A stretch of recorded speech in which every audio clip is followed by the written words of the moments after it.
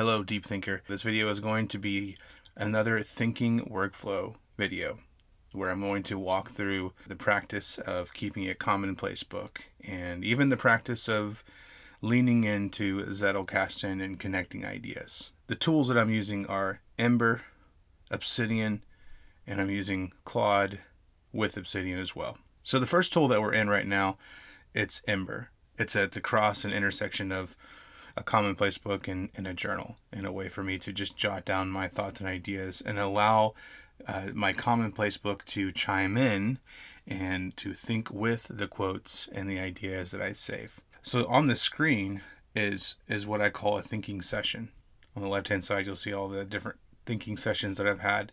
Right now, we're looking at the Coco Method for creating. And then we have Sparks. Sparks are the quotes. Just like a commonplace book, a physical notebook, you write down the quotes that moved you, that resonated, the ideas, thoughts. This is the equivalent of that. Sparks are where you add to your commonplace book. So a lot of mine are quotes and scriptures that I want to think about. And the whole idea behind Ember is that it is not a place where you jot something down and forget about it, or you have to tag it and you have to create databases and you have to worry about all the technicality of a note-taking app. That's not what this is. This is a place and a space to think with the things that moved you, to think with the sentences and the quotes that stirred something in you. So thinking sessions and Sparks are the two main things inside of Ember. You start a thinking session like this right here with either a spark that's in your library, or you can start it with something that is just on your mind. It's a spontaneous moment, a spontaneous thought that you have, and you want to think about that now. That's when you start that thinking session. So when you go to start a thinking session, that's where you have those two options. Reflect on a spark from your library, which is the one that we're looking at now, or I have something to think through. I do both often, and I like both methods in both routes. So here we are. This quote and this thinking session started with a friend of mine, Amy Hooper. We go to church together. She has her own Substack, and she's an amazing musician and songwriter. And she posted a Substack note that said this: I can't write the perfect song for 2 million people. That's daunting, impossible, and paralyzing. But I can write a song for myself, a song for 2 people maybe. The song that I want to hear or sing in a moment when I need it. When I read that on Substack, I knew immediately that I needed to add it to my commonplace book, which is Ember, right? So I simply on my phone copied the text of this quote inside of Substack and added it as a new spark. In this case, it was a quote or a passage. So I typed it in there, or I pasted it in there, added the author, and now it's in my Spark library. So if I search for Amy, there it is right there. And that's what I started this thinking session with. And so I'm on my walk. Usually I have thinking sessions when I'm walking. That's so I feel most creative and when I am moving. So I took out my phone, opened up Ember, started a thinking session with Amy's quote, and I began thinking. And the way that I like to do that is with this microphone right here. I like to talk out loud what I am thinking as it relates to this idea. In Ember, we integrate with OpenAI's whisper transcription software, so it comes out really clean and it works really well. But my first initial thoughts, this is what came up. I'm not trying to write something polished. I'm not trying to write something for an algorithm. I'm just simply thinking out loud what this quote reminds me of, what it makes me feel. And so instantly I said, I'm instantly reminded of the movie Coco. Right? That's kind of where this title, the name of this session came from, is the Coco Method for creating. I'm instantly reminded of the Coco. The song Remember Me. This is the movie that was made by Pixar. It was written for the one person, right? And it was sung around the world, though. And I can't remember who said it, but there's this idea that the most universal song is the most personal song. You can apply this to any creative endeavor, anything that you set out to create. If you try to create for 2 million people, you're putting up a huge, massive concrete wall in front of you. or it's like placing Mount Everest in front of you. This is just me, like, literally thinking out loud, like trying to kind of grab at different analogies and different ways of looking at things, which is great because that's what's needed in this moment. I don't need to come up with something polished. So I continued to think out loud. Now here's where Ember gets interesting, and this is one of my favorite features, is the related spark feature down here at the bottom. This is the equivalent of you asking your Commonplace book, hey, what do you think? After you've said what's on your mind, you ask, okay, what do you think? Who else wants to chime in and, be a part of this conversation? Because your Commonplace book is a lot of, it could be your ideas, but it's a lot of other people's ideas and their thoughts. So you're kind of asking everybody else, like, let's have a conversation. Why don't you chime in? And when I hit that, Ember AI is going to look through all the sparks that you have. And we do integrate with Readwise, just to let you know.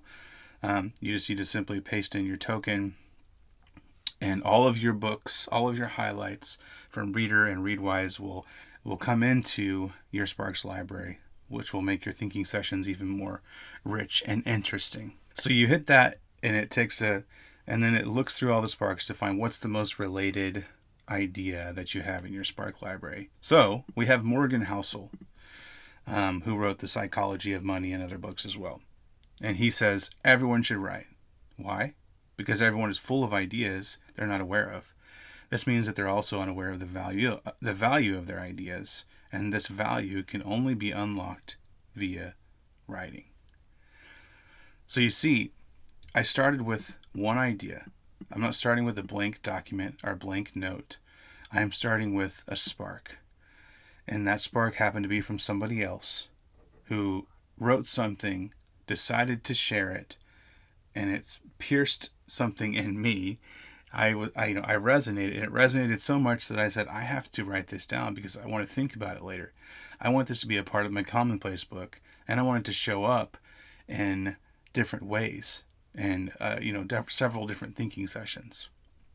And here I am thinking about it, writing about it. And now Morgan Housel has stepped in and has joined the conversation. And so I started kind of riffing off of what Morgan had to say, saying you don't know what's inside of you until you create. And I went into it. Reminds me of a Jeremy Riddle quote: "If you're looking for clarity as to who you are and what to bring into the world, just create." And the easiest way to create, this is where I tie in the original quote, is not for an audience of 2 million, but for an audience of one person. There's this idea that you're full of creativity, full of ideas, full of a song that one day someone might sing. Someone can sing. Full of words that someday somebody will hear and feel like, this is what I've not been able to express, but now I can because I have the words. So you're full of creativity, made in the image of God. How could you not be full of it? And so this is just me jotting down ideas as it relates to these two quotes and what I've already talked about up here. I hit related spark again, and Kenning Zhu came up in the conversation. So now we have 3 different people, and then 4, including myself, who are in this thinking session. This is what it looks like to think with your Commonplace book, right? To think with the quotes and the other people that have sparked something in you. So when you share your work from the heart core of your essence, you have an infinite resource of effortless expression. I hit it again because I wanted to see what else would pop up. And it came up again. Kenning again. When you express from your whole complex, creative, infinite self, you will not only be seen, but you will magnetize the right people and opportunities to you. Why? Because worlds are magnetic. This is so cool to me. This is not just another note-taking app where I jot down just my thoughts. And it's not even another Obsidian where you can connect an idea. It becomes a way to look at an idea through multiple different perspectives, because you have multiple people joining in this thinking session and this little tiny mastermind, right? So it doesn't end there. What I like to do once I'm done with this thinking session inside of Ember is I like to copy the entire session. So that's why I have this button right here that I created, because I want to be able to take everything in this thinking session and be able to put it somewhere else. I can put it into Claude and I can start riffing. I can start creating a post off of it, or I can put it, in this case, in Obsidian. So now we're going to flip over to Obsidian, and on the left we have Obsidian, which is just the whole conversation, right? We'll get to the rabbit trail section here in just a second. But this is the conversation or the thinking session. And I just pasted it in there. On the right hand side, it looks a little crazy, but this is the terminal, and Claude is running in the terminal, and it's pointed at my Obsidian vault. So I normally will format the quotes so that they visually, I can see the difference between the quotes and my thoughts. Not anything special. I think the goal here with Obsidian, and why I'm putting it in Obsidian, is because I want to now see the connection between my other thinking sessions. I have in my vault different thinking sessions that have happened inside of Ember. And with Obsidian and Claude, I can now see the relationship between the thinking sessions. And Claude can help me see patterns of my thinking and my thoughts. Here's how I do that. I created a skill with Claude called Rabbit here at the top on the right hand side here. And this Rabbit skill, what it does is it looks at what are the related ideas, related notes to the one that I tell it to look at.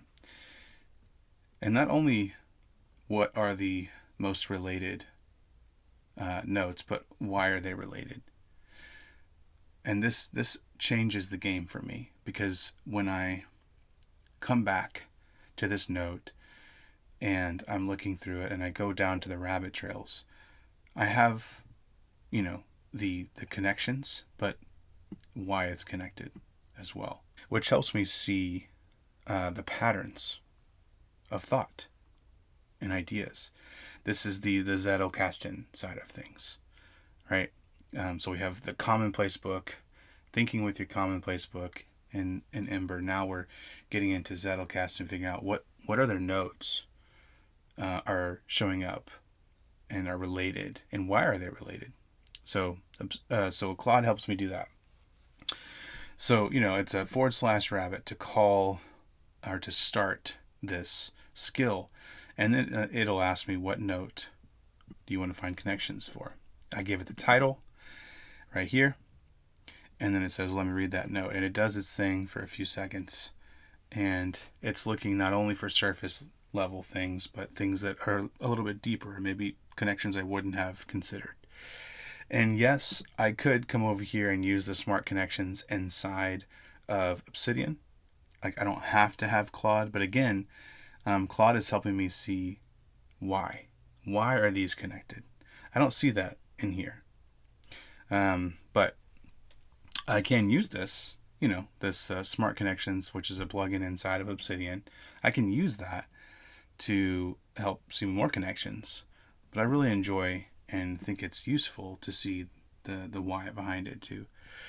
So once it's done, it comes up with about usually 3 or 4 or 5, no more than 5 connections. And then it asks me, do you want me to go ahead and add these? And I just simply say yes if I think all of them, are connected and I want them to be in this as rabbit trails. And then it adds them for me and adds the links as well. So for this one, again, it started with It started with one quote that moved me, that I wanted to think about. And now we're inside of Obsidian, and we're seeing now a connection between this note that started with a quote with other ideas in my vault.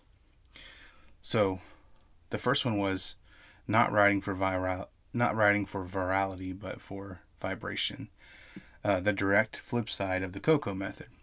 Virality is writing for 2 million. Vibration is writing for one person to feel something, 2 titles in one claim. So this is a one-line note right here, but it is something that has moved me, and I want to continue to work towards that, and move away from algorithmic and viral content, even down to like the titles of my videos and titles. I go back and forth with that, and I want to be on the vibration side, just writing for vibration, for somebody, for that resonance to happen. So that's one connection. Another one is most people read at crowd distance. The crowd had access to Jesus, but not proximity. The Beatitudes were spoken up close. Creating for one is the same move, collapsing the distance from mass audience to intimate listener. So this is another note that came from the Climbing Companions note here, which was a thinking session that was from one scripture that I had wanted to think about. So we have 2 really nice connections. Notebooking, creating to uncover. This is the Coco Method ends on, you don't know what's inside until you create. And notebooking is the practice that proves it. Children create to discover their own thinking, and so do adults who keep showing up. So this is another thinking session that I had. Notebooking, creating to uncover. And it started with just something I was thinking about. You notice like this one didn't start with a quote, but I started with my own thoughts and ideas. And I asked Ember to chime in. I asked my Commonplace book to chime in. And then we have Jack London who came in. Right? And here's Morgan Housel again, who says everyone should write. So Morgan Housel is now showing up in 2 different thinking sessions. Don't hide your bloom. This is another thinking session that came from an observation about a flower, which is just crazy to me. The Coco Method says that you're full of creativity, a song someone can sing, words someone can finally use. Don't hide your bloom says the same thing, but in a flower form. So, and then the Seth Godin model for building a world of ideas. Seth's method is the Coco Method applied over a lifetime. Notice something small, share it personally, and repeat. This was an observation that I had when I was going through, Seth's blog, and the dude is just prolific, and he's inspiring to me. I love how he writes one little blog a day, and I love how, I've heard him say in past interviews and podcasts that he would write it if nobody read it. I want to get to that point where I'm like, even if nobody reads this, I still want to write.